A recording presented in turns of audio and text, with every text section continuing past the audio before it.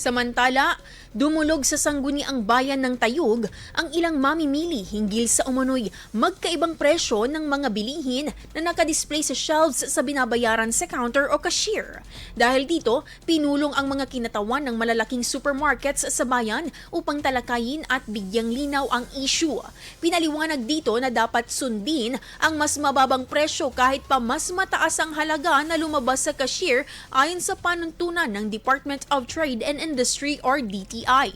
Binigyang diin din sa pagpupulong ang karapatan ng mamimili at tungkulin ng tindahan na tiyaking tama ang presyo ng ipinapakita. Dagdag pa rito, iminungkahi ng ahensya na dapat magkaroon ng price verifier ang bawat supermarket upang masigurado na ng mamimili ang presyo ng produkto bago ito bilhin.